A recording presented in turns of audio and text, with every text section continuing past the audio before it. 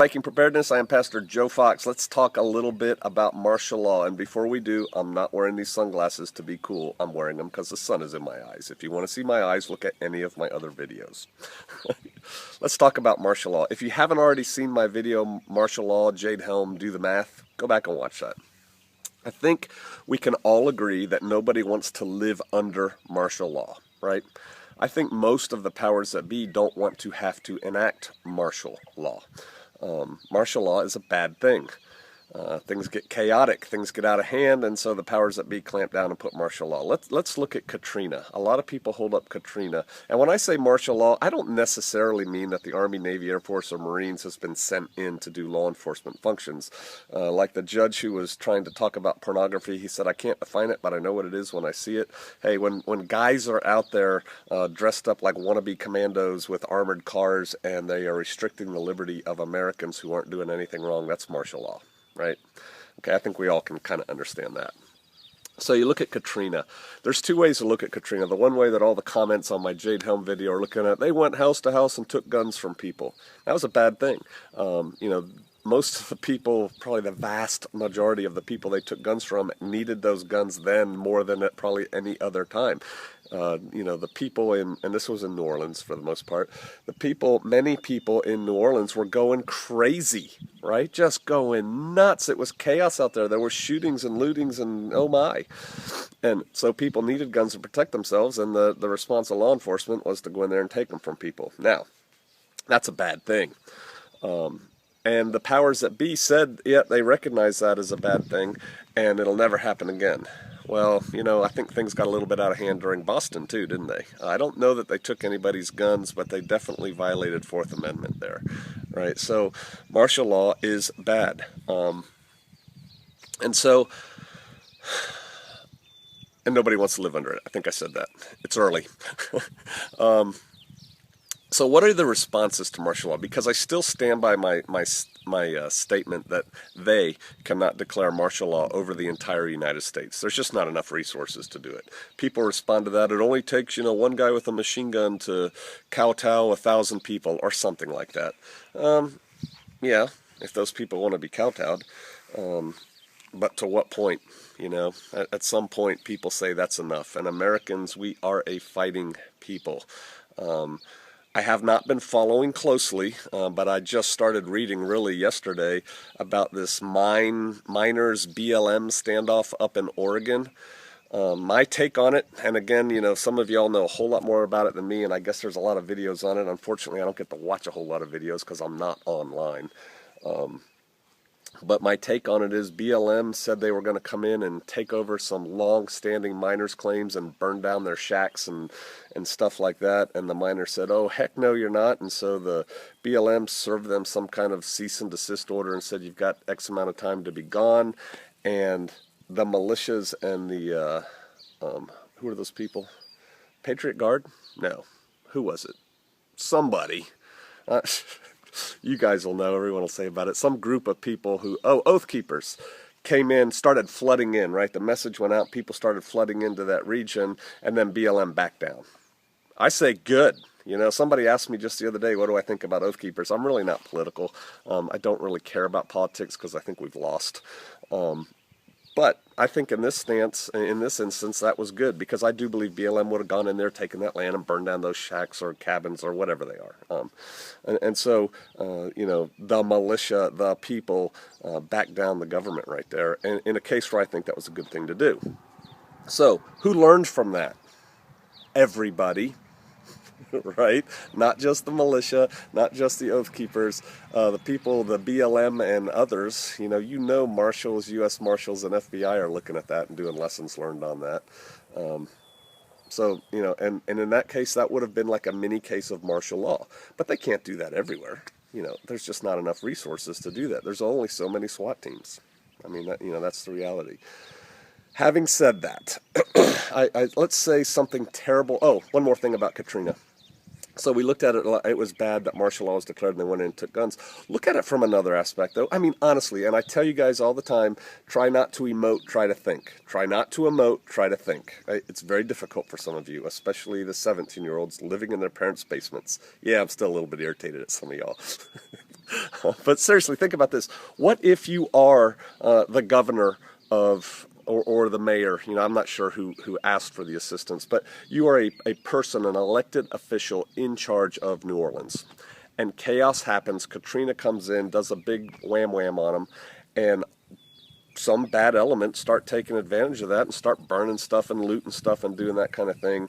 And your police, who are corrupt to the core, walk off the job, and some of them join in the looting. And what are you going to do? Because, see, you have a duty to the citizenry to protect them. I can understand why they would declare martial law. And, then some things got out of hand and people acted stupidly. Same thing in America. What if we get hit by an asteroid strike or an EMP or Krakatoa goes off in Yellowstone or, whatever. Continuity of government, well, continuity of government has two reasons. One, to protect themselves, right? But the other reason is to keep America viable, right? And so, if cities are burning because the people are setting them on fire, what would you do if you were in charge? Drop back 10 and punt? I mean, no, you're going to try and save your city by whatever means. So you got to look at it from the other side. All right, so I was thinking about this morning, I think there's 3 responses to martial law should it come to your area. And those responses are deal with it, flee, or fight. Okay, so let's talk about those quickly. Let's say you're in an area where, for whatever reason, martial law is declared. The troops come in of whatever form, but, they got guns and body armor and helmets and, and a bad attitude. It's very similar to an enemy invasion in some ways. In some ways, it's not. And I'm going to come back to Katrina on that. But let's say it happens in your area. They slap down curfews. They start searching cars, maybe they control how much food you can get by giving you tickets or something. And so in order to do that, to keep people from hoarding, because there's a difference between stockpiling and hoarding, another video for another time, but to keep people from hoarding, they've got to issue ID cards and whatever. And so they've got to control the populace. I mean, they have to do it. And so let's say that happens.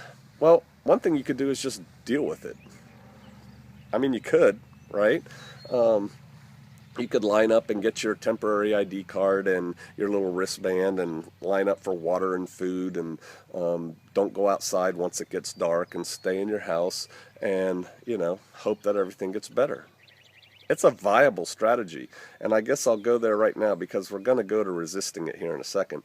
But I'll wait. I'll wait till we get there. All right. So you could deal with it, and probably, at least historically, in every case, things would work out.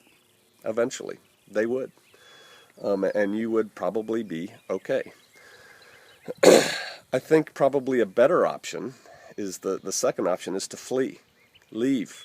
If martial law, like example Ferguson, right? Ferguson, martial law was declared in Ferguson because of the riots. It really doesn't matter why the riots happen. If you're living there, martial law's coming. That's no good. I would have left. I would have left. You could see it coming. Everybody could see it coming. I would have left Ferguson if I lived there or had a business there and went somewhere else and hung out. Go to Aunt Mabel's house and, help her paint the barn or something. But leave. And then you don't have to deal with it because they cannot declare martial law over the whole country. And so get out while the getting's good. At some point, depending on what's going on, yeah, they will throw cordons up around an area and not let anybody in or out. Then you're stuck, all right? That's no bueno.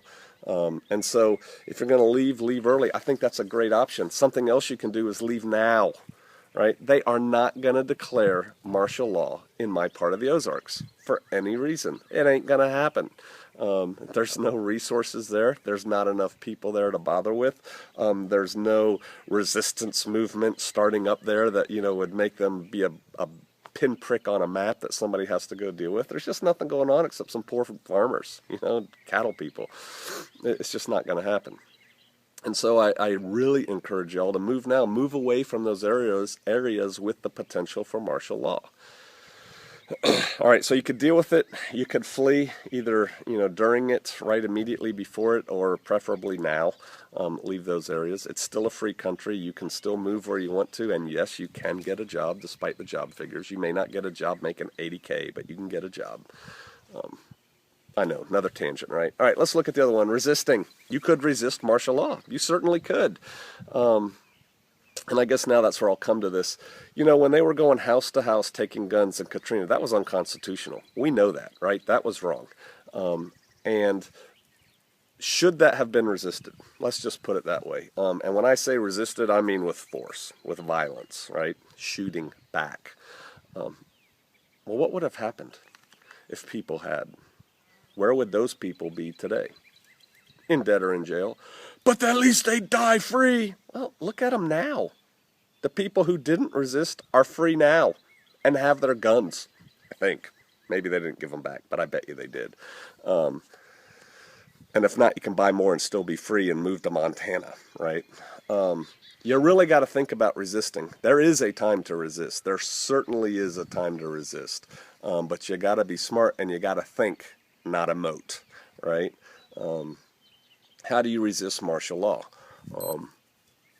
And I hesitate to go here, and I'm not going to go here deep because I'm really not one of those guys. But there could be illegal martial law. I mean, heck, it could be like Red Dawn, right? You know, where the North Koreans or the Chinese invade and they declare martial law.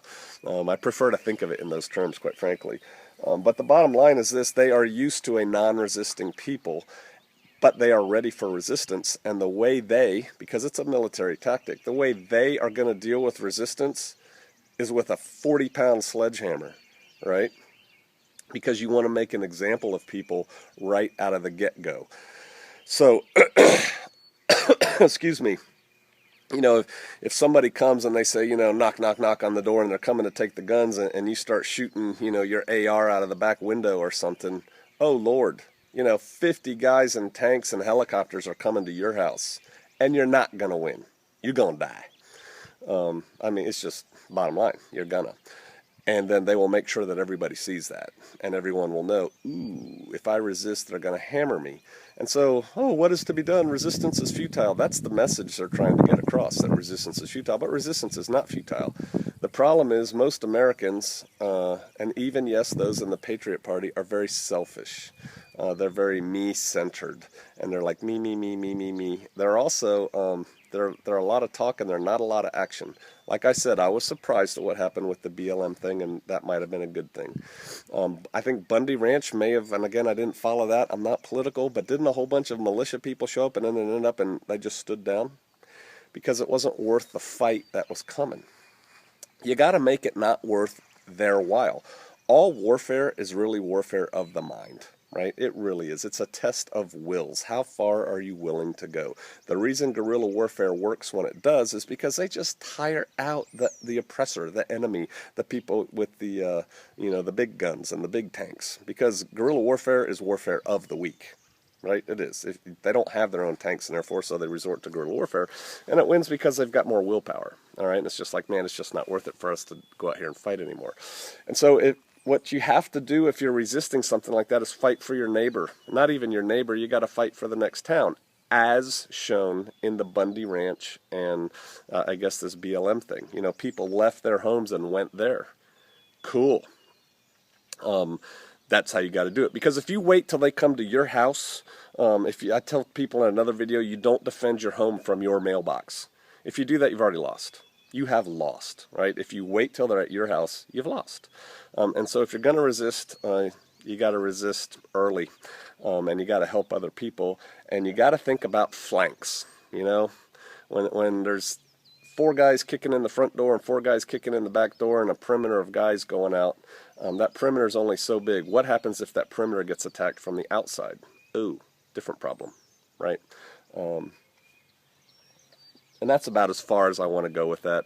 But there are ways to resist, but you basically you got to get into it. You know, you got to do it offensively, not defensively. Don't think defensively. Don't think cross this line and that's it. You know, you got to think offensively if you want to successfully resist. I think I'll leave it at that. Really, the best option is to flee. I mean, you know, you're a coward. I'm smart, man. There's things I want to do in life. You know, I want to bounce my great-grandchildren on my knee, which I don't have them yet. I want to do those kinds of things. And, you know, I was in the military for 20 years. I'm not looking for a fight, right? A lot of people who say they aren't because they don't have a clue. They don't have a clue, right? So move. Move to a place where they're not going to declare martial law, or deal with it. I submit to you the people who dealt with it in Katrina are better off today than if they had resisted. But if the time comes to resist, resist violently, resist early, and go on the offense. Don't stay on the defense. All right, words of wisdom or not from Pastor Joe. I'll see you out there.